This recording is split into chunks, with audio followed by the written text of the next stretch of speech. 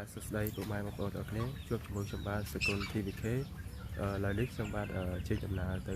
វត្តចកស្រុកអូររអើយខេត្តត្បូងឃ្មុំបាទចង់ដឹងទស្សនវិជ្ជាយ៉ាងណាទៅតាមផ្លូវអីហ្នឹងសូមទស្សនាទាំងអស់គ្នាអូខេ let's go បាទសួស្តីបងប្អូនទាំងអស់គ្នាឥឡូវយើងបានមកដល់វត្តចកហើយចឹងកុំឲ្យការពេលវេលាយូរខ្ញុំនឹងនាំពុកម៉ែបងប្អូនទាំងអស់គ្នាទៅទស្សនារូបភាពខ្លះៗនៅក្នុងបរិវេណវត្តចកបាទអូខេ let's go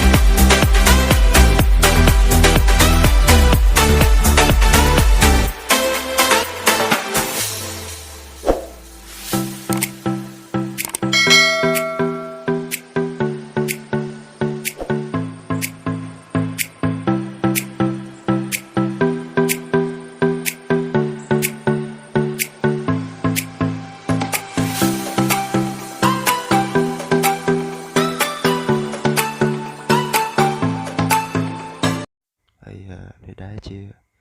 សត្វទន្សាយបាទ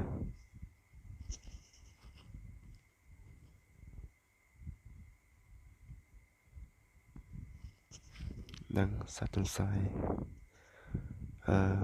នៅក្រៅអញ្ចឹងវាចេញតែមួយពីរទេតែបើនៅក្នុងឡូ